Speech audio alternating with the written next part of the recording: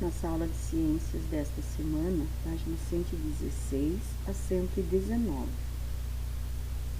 Então, é continuação, da aula da semana passada, sobre o que você aprendeu. Então, é uma retomada, um resumo. Aconteceu alguma transformação química no preparo do pão durante a atividade da sessão investigar o assunto? Qual? Então, a formação de bolhas pela ação do fermento é um indício de que houve uma transformação química, além do próprio cozimento do pão. Então, se você já observou, ou você pode estar observando em casa, quando alguém for fazer pão. Complete o esquema com os termos do quadro: vaporização, solidificação, condensação e fusão, Esses termos aí estão relacionados à água, a mudança do estado físico da água, certo? Então, gelo, quando se transforma em água líquida, fusão. Quando a água líquida se transforma em vapor d'água, vaporização, O nome já diz, vapor de água. A água líquida, quando vira gelo, solidificação, Porque ela está líquida e ela fica sólida, então solidificação. E o vapor d'água, quando vira água líquida, é condensação. Leia o rótulo do produto mostrado na figura e responda: o que significa a palavra solúvel escrita nele? Significa que o produto se dissolve na água.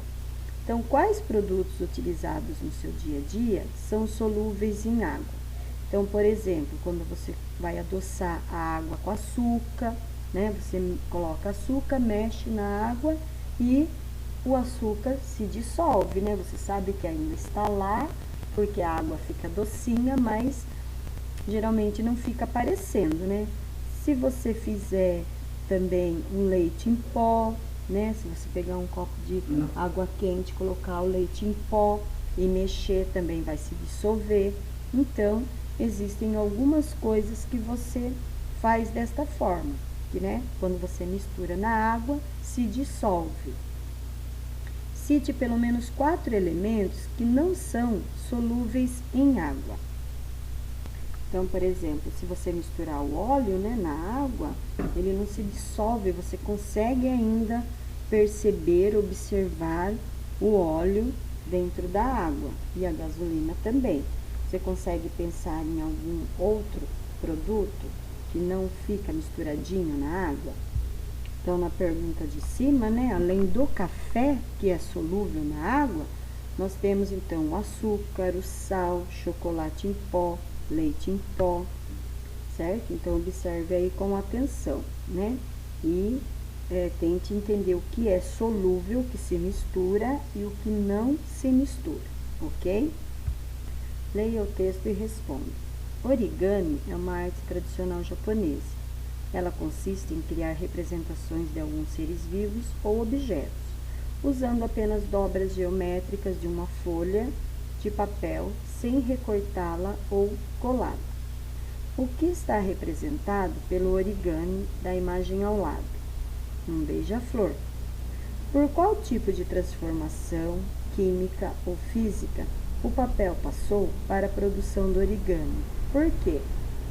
Por transformação física, pois não houve mudança da substância que constitui o papel, Então, o papel ele só foi dobrado, Ele não foi modificado o tipo do objeto, Ele só foi dobradinho para obter a forma do beija-flor, certo? Então, foi só uma transformação física.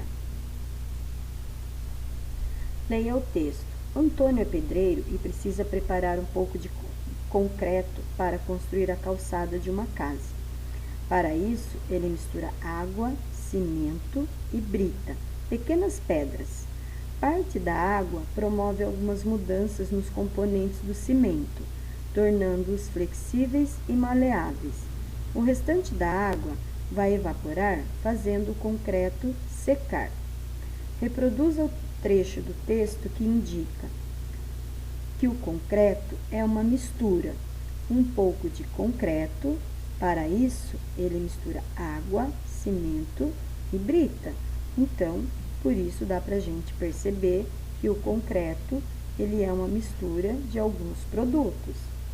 Uma mudança de estado físico da água. O restante da água vai evaporar. Uma alteração química. Parte da água promove algumas mudanças nos componentes do cimento. Observe as imagens e leia as legendas. Depois relacione corretamente as atividades das imagens com os processos de separação de misturas. Decantação, catação, filtração, destilação fracionada.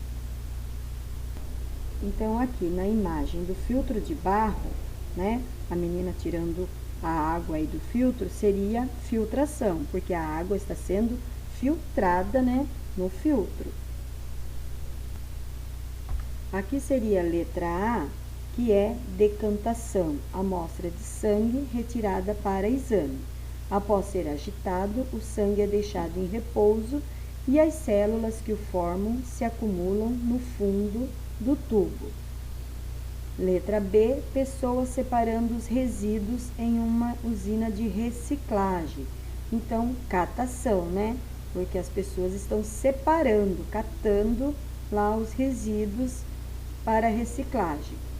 E a letra D, que é uma refinaria de petróleo, que seria destilação, né? Vai ser destilada lá, né? Um produto destilado, fracionado. Então, observe aí cada imagem e responda corretamente. Leia o texto, observe a imagem e responda. O petróleo é uma mistura de substâncias como a gasolina, o querosene e o óleo lubrificante. É possível distinguir visualmente as substâncias que compõem o petróleo? Por quê? Não, pois elas estão dissolvidas, né? Estão misturadas lá. Então, não dá para saber quais são as substâncias que estão ali. Como as substâncias podem ser separadas? Por meio da destilação fracionada, né? Que é um processo mais complexo. Em uma aula sobre as transformações dos materiais, alguns alunos fizeram as seguintes afirmações. O cozimento de alimento como arroz provoca transformações irreversíveis em seus componentes. Então, a Ana falou isso. O aquecimento sempre provoca mudanças reversíveis nos materiais. O Miguel falou essa frase. E a Paula falou, o resfriamento da água até a formação de gelo é um processo irreversível. Então, observe aí as frases desses 3 alunos, né? Quais alunos estavam errados?